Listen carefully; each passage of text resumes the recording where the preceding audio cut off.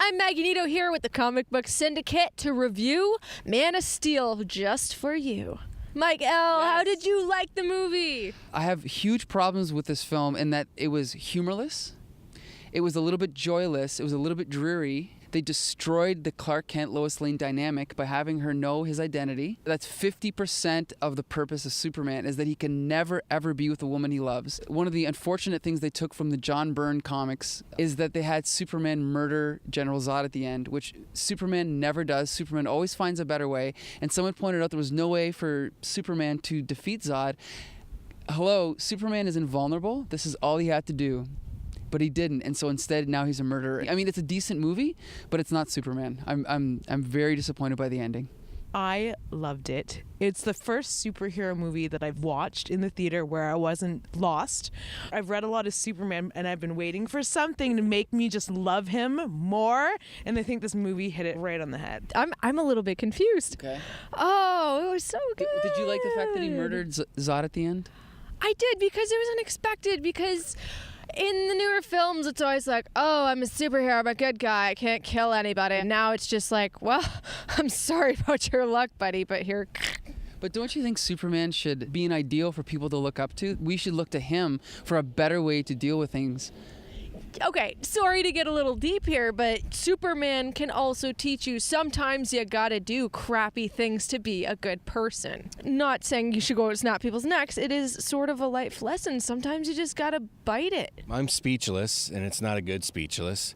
I agree with Mike. I think as a sci-fi movie, you know, it's a 6 or 7. It was interesting that way, but I'm glad it's called Man of Steel because it's not Superman, not the Superman I grew up with. But I mean, I guess I'm not in with the new generations, and that hope means killing. And darkness and death and everything has to be gray.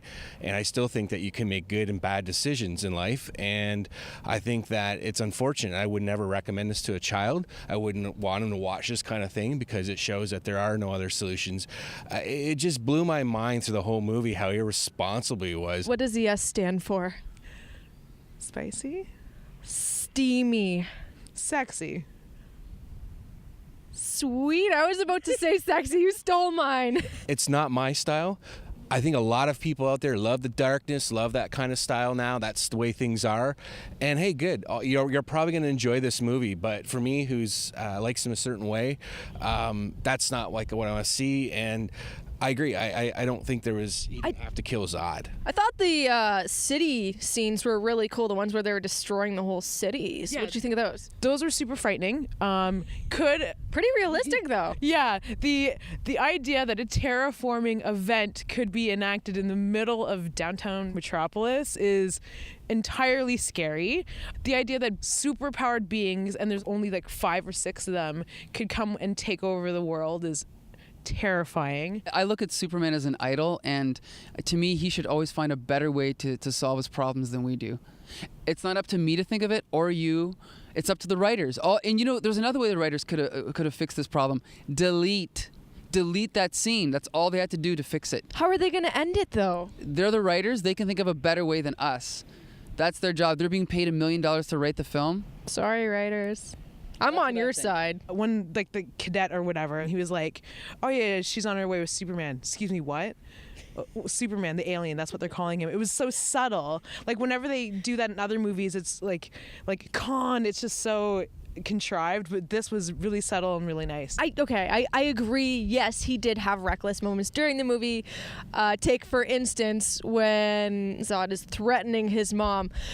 You never threaten my mom. Boosh, through like, I don't know, like he blasted him through a country worth of buildings that probably killed countless people's moms and kids and dogs and kittens.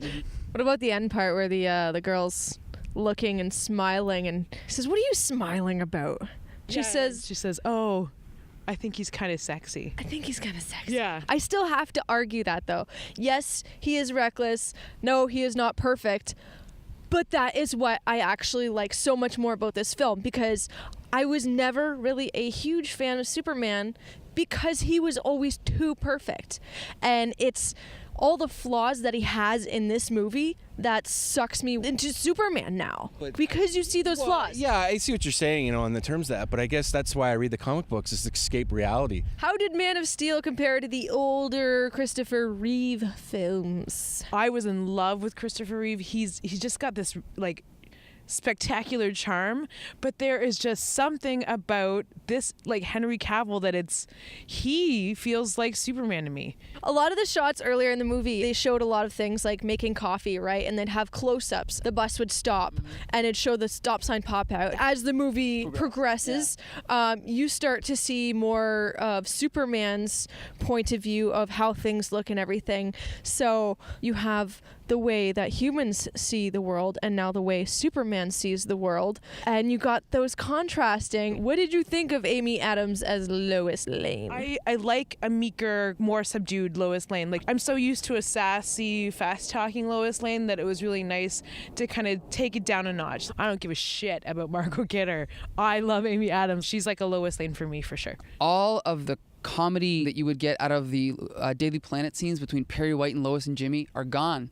Like, Perry White is a cipher. He does not have a personality. Jimmy Olsen has no personality. Guys, it's like, read a Grant Morrison Superman comic. Go back and read a Jerry Siegel, Joe Shuster Superman comic. There was none of the social justice that they're exploring right now in action. They're not superheroes anymore. They're vigilantes. And that's fine. You know what? That's what people are wanting now. If that's what sells, that's great. That's why it's not for me. I think I would not have minded the movie knowing it's Superman. Yeah. That's what bothered me, because it's not my Superman. I wish this could be the Superman for the new generation, but I don't think it is. I think It's my Superman. they've done the damage, though. They've made him a murderer, and they can't go back now. So it's like, I hate to sound like Marshall, but they have to reboot again. Thank you guys for watching our review of the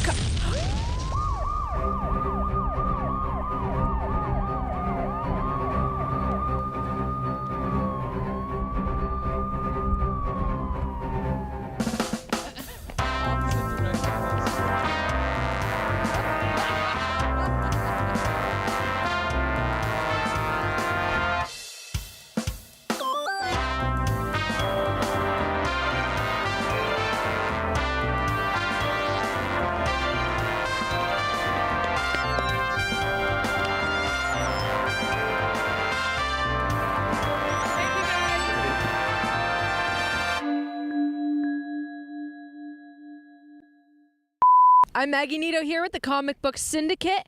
We're here. I'm Maggie Nito here with... I'll, just give me one sec. Give me one sec.